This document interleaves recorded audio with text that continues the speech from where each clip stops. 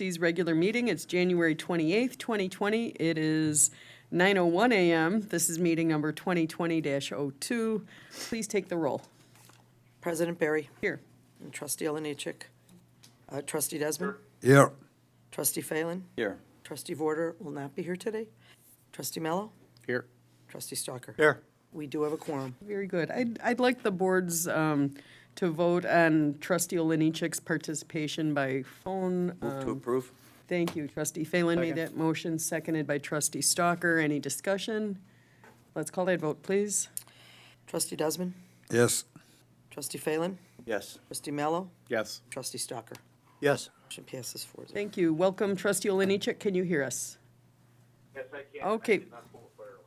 Very good. What we want to do now is the same pledge, item number 2. I pledge allegiance to To the flag of the United States of America and to the republic for which it stands, one nation, under God, indivisible, with liberty and justice for all. Welcome, everyone. I'm told we have no public comments. I'd like to move on to conflict of interest disclosure. Does anyone have a conflict to disclose with any item on tonight's agenda? Hearing none. Item 5, I have a request to move this to a future meeting, so we will not be doing number 5. We'll go on to number 6, some happy news, a grant presentation by Firehouse Subs for the Oakland Fire Department Rescue Tools. And Chief, I heard about this extremely generous donation from our business community, and I wanted to make sure they were recognized. Trustee Phelan, your fire liaison, would you care to go up? No? Okay, I'll go up in your place. Mayor, Board, Acting Village Manager Palmer, I just wanted to, second what the mayor said. This was a great partnership with a business in town that really saw a need that we had. At the time, we had our hydraulic rescue tools, our Jaws of Life that we use to extricate seriously injured patients out of vehicles. Were well over 15 years old, and they were starting to, they were not working like they should. So the membership came to me and asked if we could try to find a way to replace all of our rescue tools. And at the time, I said, right now we just don't have that capability. We'll have to either find a grant or we'll have to put it off for a year. But I worked with Firehouse Subs on a grant for to replace the heavy tools on Truck 3 here at the station attached to Village Hall, and they came through with a grant for $27,320. Allowed us to save lives. I mean, these tools have been used multiple times already on vehicle extrications and have actually saved lives. And I want to say thank you very much.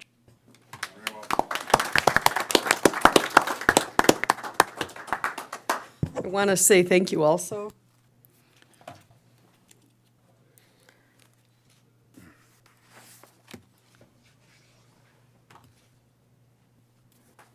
Our small business community is the core and the heart of Oak Lawn, and mom and pop restaurants such as yours. You're at the Promenade on 110th and Cicero. If you have never been there, please check them out. It's wonderful, but we tend to like to shop online a lot these days, and online stores don't give us money for rescue tools for our community. Mom and pop businesses hire your neighbors, create jobs, local vibrance, and do amazingly wonderful things. This is an example, and I was blown away when I heard the amount. That's exceptional. And do you want to say a few words? Business, tell us about you guys. Well, a long story short, I was kind of talked into this through my area rep who owns the Stone Park store, who ironically, I know a lot of people aren't aware of. I'm actually an active firefighter in the fire service. I've worked up in Stone Park where our area rep store is at for almost 20 years. I worked locally here for almost 25 as well. And I was talked into this 2 years ago. And we had the opportunity of taking the store over. I was talked into it and sat down, thought about it, and decided I was going to take this adventure. I've worked in food service when I was in high school. and continued on for a few years afterwards. So it's not like I didn't know much about a business, in the food industry, and as well as we owned a business for a while years ago. So we just put two and two together, decided to take this adventure on, and it's been very, I don't want to say the word overwhelming, but it's been very adventurous, and it really has just been fantastic. And I do have to say as well that the Village of Oak Lawn has been treating us fantastic. I'm happy and very proud that our store is in Oak Lawn. And obviously, we as well as the fire department hope that we both continue this, working this family together for a long time. That's about all I have. Did you want to say? No? So that's $27,320. Let's give them a round of applause again. Thank you. Mayor, if I could add one thing about the store people may not know is they have a variety of hot sauces, scaled Yes, from. they do. And if you enjoy hot food, and I don't, but if you do, my kids love it. And we go in there, and my youngest guy tested the hottest one the other day and was not pleased.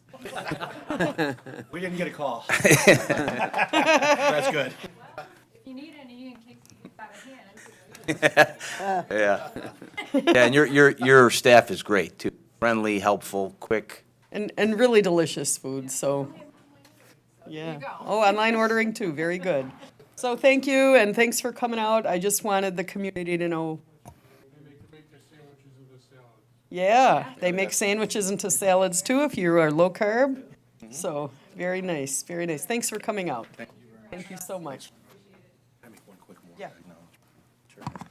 I just wanted to make another quick acknowledgement too. So this was part one of our rescue tools purchase. The Oak Lawn Fire Department Club partnered with our Foreign Fire Tax Board to provide about $21,000 to allow us to replace the rescue tools at Station 1 and Station 2 also, which was another tremendous partnership that allowed us to address a need for the citizens. And the president of the Oak Lawn Fire Department Club is, and I wanted to say thank you for helping us with that. Thank you, Chris. Thanks. Chief, one point of clarification. I wasn't on the board for 4 years or so, but did you say that you requested or tried to get life-saving equipment, you couldn't get it? I mean, did the board say that we couldn't provide it? No, as your fire chief, when something comes up like this quickly, if we have the ability to go after alternative funding such as grants to reduce budget output, that's what we want to do for you, and for our citizens. We want to find ways to partner in the community and get these wonderful results. And that's what we're going to work hard at. Okay, I just want to, because it sounded a little jarring that you said the money's not there for life-saving equipment. Hopefully that's not a decision that came to the board, and the board said no. I don't think that would be. No, absolutely not. This board this board has been great whenever we've asked and needed something for our citizens regarding life-saving equipment. This board has always supported us with that, and I'll make that extremely clear. Had we not been able to address that, we would have come before the board for an emergency funding allocation, or if it could have waited after some maintenance, we would have plugged it in for budget year. Excellent, thank you. And thank you guys again for the donation. Yeah, that's so generous, and we really appreciate that you came today so we could recognize you. Thank you very much. Any other comments? So let's go ahead, and our next item is 7, approval of the meeting minutes for the regular meeting minutes 2020-01, dated January 14th, 2020. I have a motion on item 7, please. Motion approved. Thank you. Trustee Mallow made that motion, seconded by Second. Trustee Desmond. Thank you. Any discussion, gentlemen? Let's call a vote, please. Trustee Oliniechek? Yes. Trustee Desmond? Yes. Trustee Phelan? Yes. Trustee Mallow? Yes. And Trustee Stalker? Abstain. Motion passes 4-0-1. 8 is new business by village trustees. Let's start in District 1. Trustee Desmond. I have no new business. District 3. No new business. District 5. Trustee Stalker. Yeah, I just wanted to mention the fact that on January 1st, I had a bit of a system outage and had the opportunity to call the fire department. Paramedics Jeff Kane and Jeff Zelzak were dynamite. They were on the spot immediately, gave me great attention, got me to the hospital, and luckily everything worked out just fine. I've never had the opportunity to take advantage of the services that the Oakland Fire Department provides, but you folks should be very pleased with the organization that the chief and deputy chief have put together. They do a great job. They're professional. They're easy to deal with, and they get the job done. I just want to say thank you to you guys and to your whole paramedic and fire department staff. Thank you. And very nice to have you here today, Trustee Stalker. My pleasure. Glad you're here. I see, looks like $1 million, but he doesn't recommend the diet. Thank you. District 6. Nothing today. Okay, thank you. We're going to move on to our village manager's report. Nothing, Mayor. Thank you. Item 10 is the consent agenda. All items on the consent agenda are routine and have been brought forward at the direction of the Board of Trustees and will be enacted with one motion. If discussion is desired, that item will be removed from the consent agenda and considered separately. 10A is ordinance 20-2-07, an ordinance amending certain sections of Title I, Chapter 11 of the Oak Lawn Municipal Code. This is requested by our interacting village manager. May I have a motion on 10A, please? Motion to approve. Thank you. Trustee Mallow made that motion, seconded by Second? Trustee Desmond. Thank you. Any discussion? Let's call that vote, please. Trustee Oliniechek? Yes. Trustee Desmond? Yes. Trustee Phelan? Yes. Trustee Mallow? Yes. Trustee Stalker? Yes. Thank you. Yeah. Oh, yeah, I'm sorry. I should have just read them all. I'm sorry. It's all right. Anyway, these 9 a.m. meetings, sorry, guys. I should just keep reading, so I guess we'll just do this one too individually. Sorry, guys. Resolution 20-0204, resolution approving a one-year lease extension for a district office at 5210 West 95th Street for U.S. Congressman Dan Lipinski. May I have a motion on 10B, please? Motion to approve. Thank you, Trustee Mallow, seconded by, Second. that was Trustee Stalker. Any discussion? Call the vote, please. Trustee Oliniechek? Yes. Trustee Desmond? Yes. Trustee Phelan? Yes. Trustee Mallow? Yes. Trustee Stalker? Yes. Motion passes. Sorry, guys, the consent agenda was so short, I just kind of stopped, I'm sorry. Resolution 20-0205, a resolution waiving the competitive bidding requirements and authorizing the purchase of one Ford F-550 requested by our village manager. May I have a motion, please, on 11? Motion to approve. Thank you, Trustee Mallow made that motion, seconded by, Second. I'm going to give it to Trustee Stalker. Any discussion? Call that vote, please. Trustee Oliniechek? Yes. Trustee Desmond? Yes. Trustee Phelan? Yes. Trustee Mallow? Yes. Trustee Stalker? Yes. Motion passes.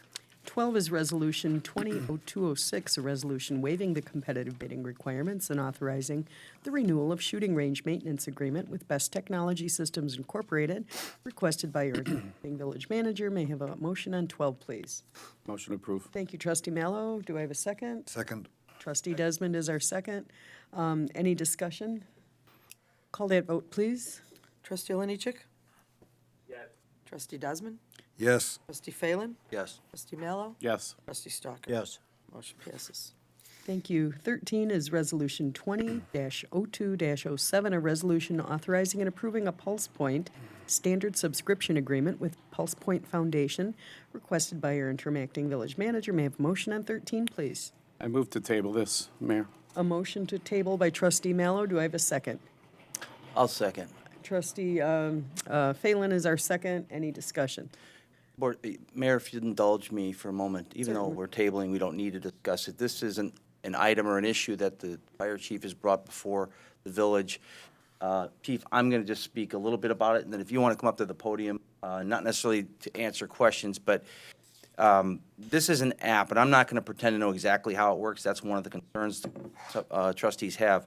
But ostensibly, it's an app that's going to help the department with life-saving matters. And I'll let the chief address a little bit more, but the concerns that some of the trustees have shared with me is that anybody can sign up for this app. And it's a notification that somebody's having a health crisis. And one of the questions is it limited to heart attacks? Can it be properly diagnosed? How does that notification go out? And if people who aren't trained in CPR can sign up for this app, is there concern, and some of us believe there is, that people will show up who aren't adequately trained to address these issues? And I bring this up, the Kobe Bryant death, not that it's analogous, but one of the big issues you're reading about now is that media reports were reporting his death or his family's death before the family even knew. And that was not directly similar to what we're talking about here, but the concern is people, and I don't want to say millennials because they'll call me boomer, but these people who have these phones and have these pages and these social networks, and they love to have content, and they love to be first, and they love this, and if they're on the scene, and so that was one of the issues. The other issue that was raised to me, and I thought was a good point, is do the people who are suffering these health crises have to sign up for this to allow notification? I guess if you're a known person with a health issue, do you subscribe to this and say, I'm okay with a stranger coming up on me and providing CPR? Or, if it's in my house, is it a neighbor? And then the other question I reference is the diagnosis. Is it somebody, if presumably they sign up for it, they're only heart attacks, or if somebody's overdosing on heroin and an untrained person comes up and starts doing chest compressions and breaks their ribs. So there's these things that several trustees were bouncing back and forth. And then someone just said, can we not get the company to come here, sign you 2, 3, 5 of us up with the phone so we can see the practical application of it? Because we can all, the boogeyman becomes out of the crazy, all the worst case scenarios versus the best case scenario. So if you want to address that, that would probably be helpful. But again, the presentation would be great. Sure, Trustee Phelan. Pulse Point is a nationally best practice application that is used by 3,800 municipalities and large major counties across the country. Our closest Pulse Point community is Naperville. Naperville, Champaign, Urbana, Bloomington. They saw the advantages of the app several years ago. Our hope is to bring it here to Oak Lawn to help increase our cardiac survival rates across the village in partnership with Advocate Christ. We as the fire department, that's what we want to do. We want to save lives. We want to help. We want to bring good programs to our village trustees. And Trustee Phelan, absolutely. But we won't be able to actually turn on Pulse Point, even to get you guys hooked into Oak Lawn Pulse Point, without signing the agreement and to go forward, so we can go ahead and get that hooked up. Now, we can cancel it at any time. That's easy. But I mean, if the trustees have particular questions, yeah, absolutely. Just get the particular questions and I can get the answers. I'll definitely get the answers, and I mean, I can try to get somebody from Pulse Point to fly out from Oregon. The problem, Chief, is it's like that congressional statement, we have to approve it to find out what it is. It seems a little upside down, and that's the thing that's got us all it's a Yeah, brand if I new could- concept. Even like a presentation on a PowerPoint that would Sure. show, as opposed to a memo with a lot of words, are like, oh my God, what does that mean? What does this mean? If I Sure. could talk just a little bit, this has been kind of in discussion for a while, and it was one of Chief's first initiatives when he came to town. He wanted to, like I said, or like he said, increase survival rates. And the spirit of this is good, and I believe it is only for commercial locations. Is Yes. that correct? So it won't be people coming up to people's house. But let's say I'm at the Hilton at a seminar, and in the next room, someone has a heart attack. I'm right there. I know CPR. By the time the fire department get there, it's probably 3 minutes. But I could just go across the hall if I had that app and do CPR. And yeah, what if it is not a heart attack? If the person's not getting blood flow to the brain, whether it's from a heart attack, a stroke, or an overdose, or something else, that survivability will still be increased if you can keep that blood circulating, keep the brain perfused as best as you can. So, you don't, when you take CPR, they tell you, you're a good Samaritan, you're protected, by those things. I don't think the village would be, and I'll let council, but I don't think the village would be liable. Let's say I was doing CPR at the Hilton and I cracked someone's rib or sternum, and even if they didn't make it, you have to try. And I don't know. It's a beautiful concept. They have a nice website, but I think rather than fly someone from Oregon, maybe a telecommunication might work. Sure, we can do that. And trustees, just so you know, the only alerts that Pulse Point doesn't keep any data. So the only alerts that they send out, an actual alert, is for cardiac arrest CPR needed. So when we get dispatched for a cardiac arrest call in a business or a commercial location, that's when the alert will go out in a 12-block radius. But how does the person who makes the call know that it's a cardiac arrest? Well, if it's a witnessed arrest and they actually go down, I mean, people trained in CPR are going to check for pulse. They're going to check for breathing, and if there are none, that's when you start your CPR.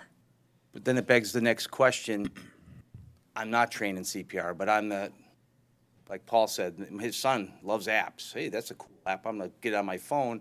And now you've got several people who aren't trained milling about, standing around, interfering. See, these are the types of questions that, and Diana, she also wanted to talk a little bit about this. I just want to add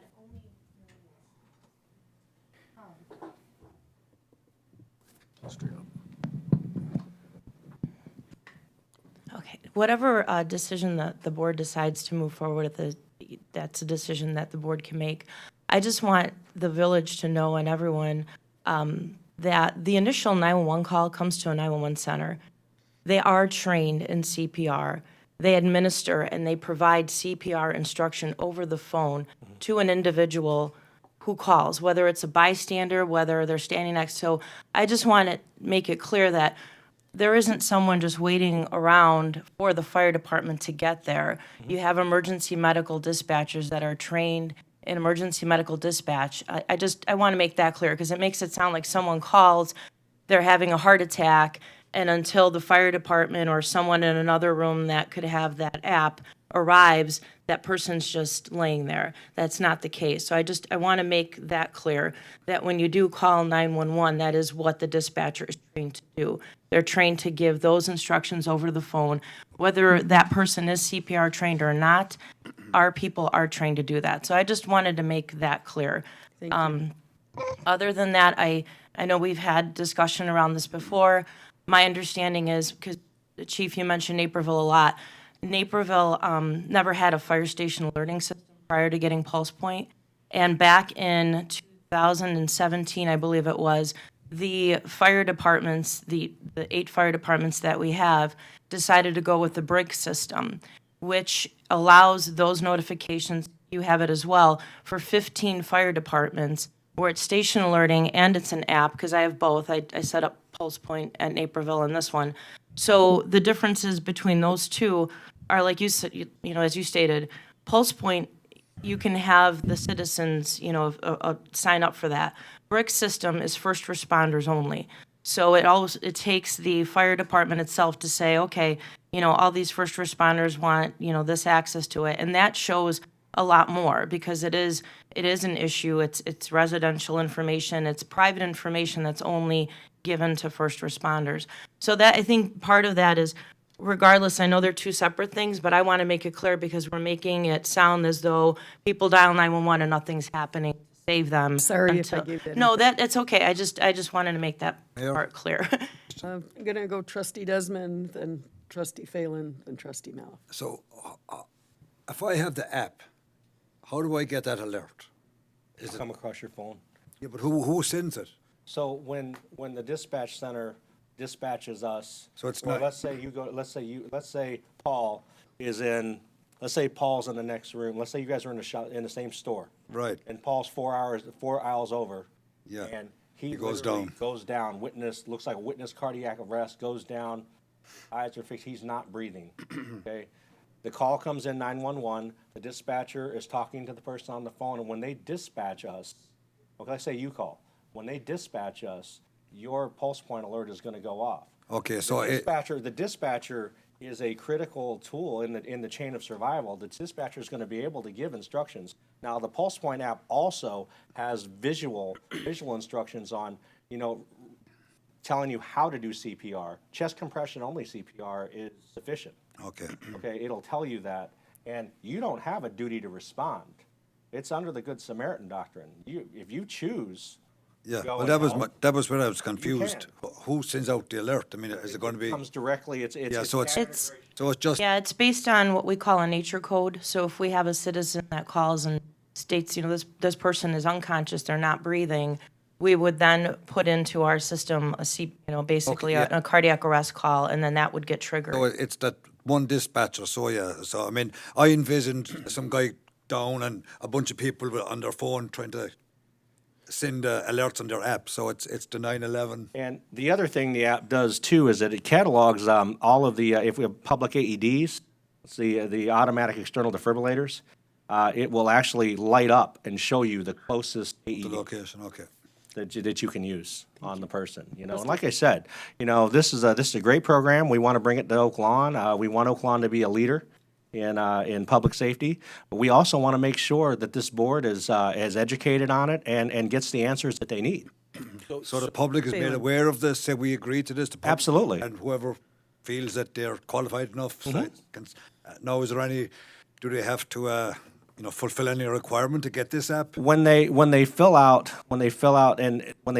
the Pulse Point application online, they have to enter in their CPR their Certification number or whatever. Yes, Okay. whatever it is. Trustee Phelan. So that was an unclear point, because a couple of different ways it's been asked, and it wasn't clear. The memo, Chief, does say Pulse Point empower CPR trained people. That's a huge thing. Yeah. If we can guarantee that, ensure that, I think it alleviates a considerable amount of uncertainty, because again, the Good Samaritan, I don't profess to know the law on Good Samaritan. I think if you're trying to help somebody in an emergency situation, yeah. But if you're empowered by a village who has a technology that's channeled through someone who's trained, does that elevate the matter to, this is how I was told to do it, otherwise wouldn't have? I don't know. And then these are questions that have come up. But if we can go back to that point, because that was very critical, if it can, because the reality is, how many employees work at Christ Hospital? We have 5,000? More than that. More, 5,000 employees at Christ Hospital, police and fire in Oak Lawn and surrounding community. That's a heck of a lot of people. Now, if I'm Christ Hospital, I'm mandating every employee get trained in CPR and sign up for this. Now we have 5,000 people in the community. But again, it's the worst case scenarios that we're trying to address. So Tim, that was a great point we're trying to bring up. Can we ensure, and then, I suppose we could say, oh, I just put in some fake credentials, or I put in my butt. I don't know that would happen. I don't know if there's. Just real quick, you don't have to put any credentials. Okay, I'm following Naperville right now, and, looking here, there's a medical emergency at 856 on Ogden Avenue in Naperville right now. It shows you exactly where it is. So you But- signed up for it? So I don't have to sign up See, for that's it. what I mean. You're just following their feed. I'm just following their feed of, there's, today, this morning, 7:57, carbon monoxide. We're getting So Oak Lawn will information. only have the cardiac ones. Yeah, so Thing that- so the feed is part of the app. Okay, those aren't alerts. The feed is just the feed. An actual alert will set the tones off on your phone. Will set the tones off on your phone and start flashing CPR needed, and it will immediately switch. If you're within that 12-block radius, will switch to the map, show where you are, and show where that person is, and then light up any AEDs close to you, and send you there. Anybody can follow the feed of what's going on, what the fire department's responding to on a daily basis. Is that But you'll notice if you look at the medical calls, do the medical calls say an exact address?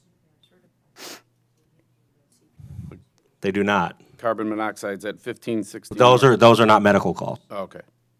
The medical calls are only street only. Chief, I just wanted to, I know that we had a lot of email go back and forth, but I just want to make sure that everyone's clear. The CPR part, you just hit that you want to get CPR notifications. If you remember via that email, he did state you don't have to be CPR certified. There's no way for them to keep up with that component, because they do allow in the app to do here CPR how-to. You just hit a Yes. button that says you're willing to get CPR notification. Yes. So to Trustee Phelan's point, because this teaches you how to do CPR in the app, you don't have to be CPR trained, and there's no way for the company to follow back on, to make sure to see who did that. No, and you're right with that, because there are going to be, so if, even without the app, if someone were to go down, chest compressions, if you don't get an alert and you see somebody down and you say, I want to know how to do CPR, and you click on it and it shows you just chest compressions. I mean, any citizen can do that. I mean, that's why we have the Good Samaritan doctrine.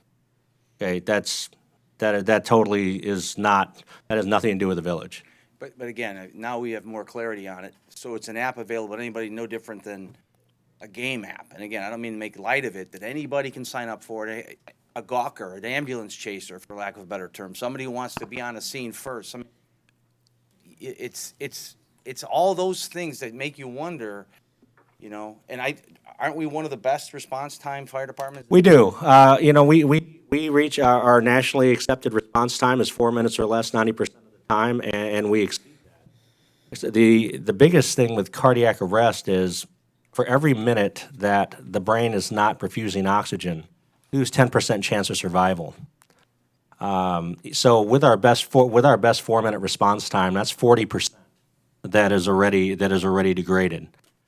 If we can do anything, I mean, and this is the only reason why we want to bring this to Oak Lawn, is if we can do anything to increase the cardiac survival rates of our citizens, is, if 2 aisles over in the grocery aisle, somebody could start CPR before we get there, that can increase that cardiac survival rate and that recovery for that particular citizen.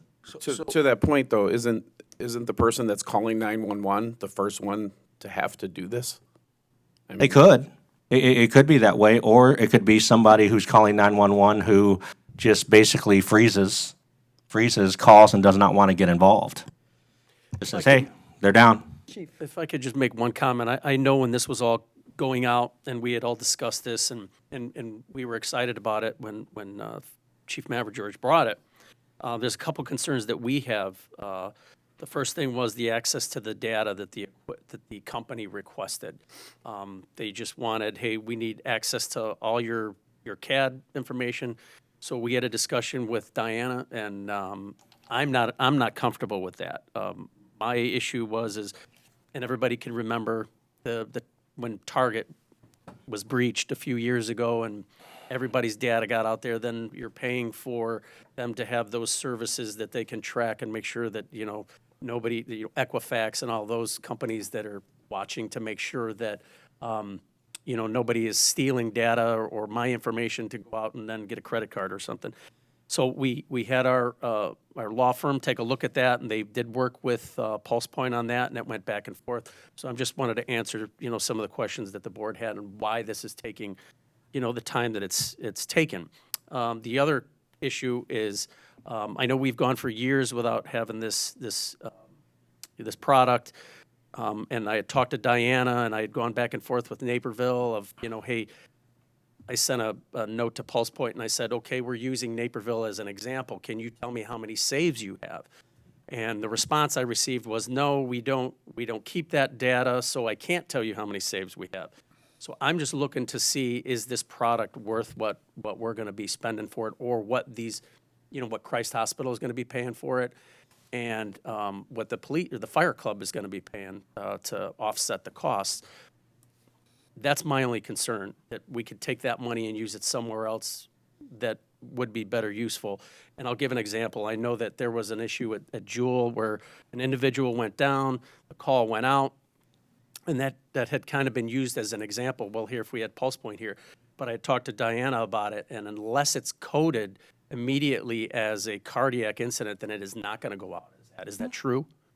Exactly. It's all going to be how it's coded, its nature code when it goes out from the dispatch center. And I mean, when a call initially comes in, how many people really know it's a cardiac incident? Somebody goes down, it's, check the well-being, it's, those kind of calls. So that's the only thing that concerns me about it. Well, can I add one more point to the hospital? And again, I don't mean to suggest the fire department should shouldn't be initiating this, right? Life-saving, but we have 5,000 people in the hospital. Why don't every one of them have it, and why aren't they prototyping it for us and making sure? And it just seems an awful abrupt thing to dump on our average citizen, especially in this age of people looking for that information. And then, again, let's just be honest. There's a component of people out there that would probably be first on that scene to see it, to film it. The accident at 95th and Cicero. I mean, there are pretty graphic videos of people on the scene sharing it on their social networks before the first responders are there. They're not even helping, yeah. Yeah, not helping, talking, not making light of it. I've never seen that. I mean, that's good. But it's all of these things that, and I only go back and say to myself, why wouldn't the hospital be initiating and having every one of their employees / doctors and how many different doctors' offices do we have in Oak Lawn? 50, 100 in every corner? I mean, it would almost appear to me that we already have people trained or in the field within a block of every intersection in Oak Lawn. And if they were to do it and it works out very well, then maybe. It just seems awfully abrupt. And again, we keep talking about Naperville. It's a great community, but it's only one or two in the state. And I got to think there's a reason for that. A lot of it is a lack of program education. I'm fortunate that I'm exposed to a lot of the national programs or positions I hold nationally in the fire service. There's 3,800 municipalities nationwide that are pulse point communities, including major cities, with populations over a million. So they'll swear by it. I mean, if you'd like to, I can fly fire chiefs in from some of these cities that have well over 1 million people who can give tremendous presentations on what they have done and what they've accomplished with it. I think some kind of presentation would be in order, because to this point, we've had emails and memos and nothing practical, except for Paul looking at a phone there. I suppose we all could have done that, but I mean, they have to have the ability to say, wait a minute, you have a community there that's contemplating this. We're going to let you 4 people go live for a meeting. If you're saying that's a deal breaker, then I'm a little suspicious of this. Now, like I said, I mean, as a chief here, I just want to support you guys. I mean, and our citizens. Our whole mission is, our motto is "Your life is our mission." And we looked at this when we came in here as a strategic initiative, to increase cardiac survival rates. So we can get you the information. You are the legislative body for the citizens, and we're going to go with whatever decision you make. So, I mean, if the program, we want to implement the program, but if the choice is not to implement the program, we go on with our mission just like we do every day. would the board want this as a separate meeting or at a board meeting? What is the pleasure in the board? Is it? Just one other quick point before we Sure. talk about that. Looking at the reason Pulse Point started was a fire chief, I believe in California, was at a restaurant. He wasn't notified of somebody in a restaurant one door over that was having a cardiac arrest. He started this based on that. It seems our system that we have, our brick system that I have, that first responder, he as a fire chief would have been notified in that situation, whether or not California had that system in place. But I think he's trying to get first responders there so that somebody who actually has the knowledge to save somebody better than somebody on 911 who just calls in a panic may not be able to. That's the reason that Pulse Point started. But I think at this point, we have that already. Well, I think So that's bricks- the important thing, though. It's that qualified people are responding. So BRICS is our station alerting system. BRICS is a station alerting system. It also alerts personnel. Diane can go into more details about BRICS. BRICS isn't for every single first responder. Okay, BRICS, so for Oak Lawn Fire Department personnel who choose to sign up on their personal phones for BRICS will get the notification. If they choose not to sign up for it, they will not. If there are 4 Chicago firefighters sitting in a restaurant and somebody goes down to the next room, they're not going to get the BRICS notification. So that's the Lawn. general concept, is that chief or yourself, if you're in Addison or Carroll Stream for dinner, you're signed up for Pulse Point. They have- Absolutely. Once we go into a Pulse Point community, like I'm registered at Pulse Point, If I go into a pulse point community, it switches over. As soon as I come into that pulse point community, if there's a cardiac arrest alert, I'll get it. Right. So it seems like if Pulse Point was to bring actual CPR trained people into this program, it would make a lot more sense to me than just the average citizen who wants it. But Trustee, I can tell you, I've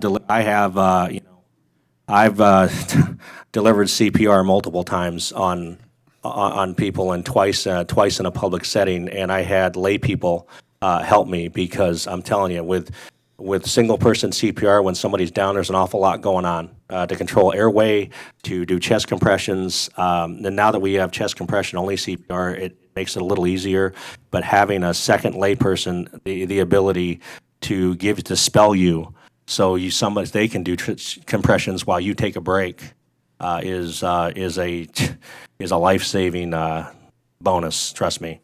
Well, one of the comments I think Diana brought up, or somebody said that Pulse Point can't monitor CPR training, whether you're designated or not. And I would think, like anything else nowadays, it's a data-driven issue, right? You get certified by the Red Cross, you're good for 2 years, your name's in a database, you submit it, here's my number, and it could be not just Red Cross, we could make it anybody, but it's a level of protection for those of us who think that's necessary. Now, again, you might say it's not necessary because that layperson might just save someone's life. Can't argue with that. But we can also come up with all these other worst-case scenarios that give us pause, that says, can we get some more clarity? Can this be a better process? I'm a big fan of not letting the perfect be the enemy of the good, right? I get that. But this is life and death, and we are signing on to something in some respects. We are advocating, endorsing, and we're up here in the dark on it. I mean, that's a bad position to be in. Sure. And again, if the only way that someone could get educated is for somebody to fly in somewhere, then they ought to put people in regional sales positions. Because it sounds like it's one guy sitting in California, and you either take what he gives you or not. That's not a pretty good method to sell something to people, something that's dealing with life and death. I mean, I hope you can appreciate that part. Oh, absolutely. I totally understand. I mean, anytime you bring a new program, especially something like this, it's a national program that hasn't really, expanded here in the Chicago region. I can tell you there are multiple municipalities that have contacted me to help me bring Pulse Point to their communities, and I'm gonna be working with them shortly. But it's one of the, I will get, like I said, whatever you guys need. I mean, whatever we have to do to get to yes, we will do that, for you and for our citizens. I will bring in some nationally known fire chiefs from some of these very large cities who've implemented these programs, and they have done it successfully with no problems. How about we follow up with a list of questions, concerns, That would be great. and we can sounds address it good.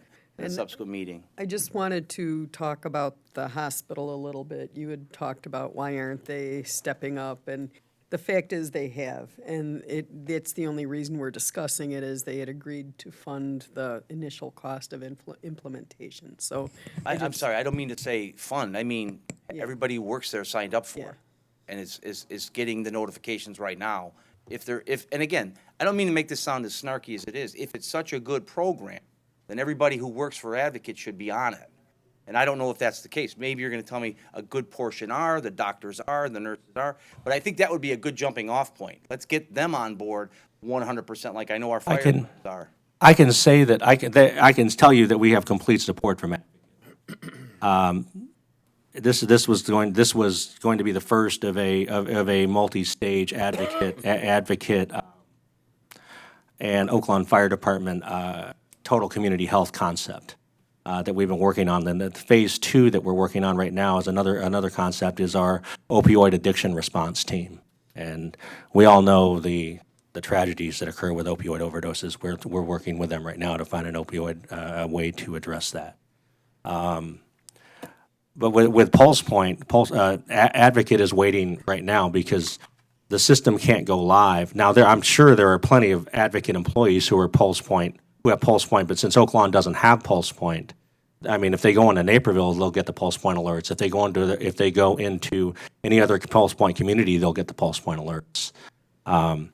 But Advocate's waiting on us. Advocate is waiting for it to go live so we can do a joint release and that Advocate can do an education program within their own hospital to get as many employees as they can on Pulse Point. One last question, I'll put this in a follow-up too. So is it the case, you think, that there's no way to limit who can get access to this? Is it the technology such that it's like, listen, every person who has a touch-tone phone or whatever we call iPhone can, or the system won't work? It has to be everybody or none. You know, and I can look back at Tom Swa here. You know, when it comes to technology, you know, there are just no guarantees when it comes these days to technology. Anybody can find a way to get into something, and I could not give you a guarantee that someone would not be able to go ahead and sign up for Pulse Point, say they're CPR trained, and put in, let's say, false. I'm sorry, I don't mean to say you can guarantee. I'm saying, can the company limit it to a subset population, to a hospital only, to fire, police, hospital? No. And that's, again, I think that's. No, it was the app was designed to help the layperson citizen if they chose to get involved, if they chose to want to try to save a life, possibly a neighbor. That's what it was. You know, in a commercial setting or a business setting. That's why the program was designed. And Trustee Mallow brought up the point. You know, it was started by a chief who actually, like I said, was witnessed it was in the next room. The person went down and he had no idea. And he started the Pulse Point Foundation to try to find a way to let citizens know that they can help. And it's also part of like for us, we have 8 or 9 CPR instructors, and it was going to be part of a community CPR AED training push that we could start training as many of our citizens as possible in CPR. The other side of it is it's now state law that high school students have to be trained in CPR, AED, and we'll partner with the schools to get them on board. So it's a process. It's education. It's education and training, and then eventually you build up this robust system that can make a difference. And that's all we want to do. And like he said, we will get you whatever information you need. So we're going to start then by having the board write Chief with a list of questions, and he'll prepare a response, and then we'll decide if we want a presentation at the board meeting or what more things we need. Is that pretty good, guys? Sounds good. Okay, very good. So we have a motion to table, we have a second, we had discussion. Let's call that vote, please. Trustee Oliniechek? Yes. Trustee Desmond? Yes. Trustee Phelan? Yes. Trustee Mallow? Yes. Trustee Stalker? Yes. Motion passes 5-0 to table. Thank you. Village Clerk's Report, item 14. A, approval of semi-monthly disbursements number 2020-02D dated January 28th, 2020, in the amount of $1,657,202.42. Thank you. May I have a motion on 14A, please? Move to approve. Thank you. Trustee Phelan made that motion, seconded by Second. Trustee Stalker. Thank you. Any discussion? Call the vote, please. Trustee Oliniechek? Yes. Trustee Desmond? Yes. Trustee Phelan? Yes. Trustee Mallow? Yes. Trustee Stalker? Yes. Motion passes. That's it, Mayor. Thank you. Item 15, Village President's Report. Nothing to report. Item 16, motion to adjourn. So moved. Trustee Oliniechek was not the fastest. He's not here anyways. I know, the little phone delay got him that time. So Trustee Phelan was our motion, seconded by Trustee Mallow. Any discussion? Call the vote, please. All in favor? Aye. Opposed? Motion passes. Thanks. We're adjourned at 9:51. Thank you for attending, Alex, by phone.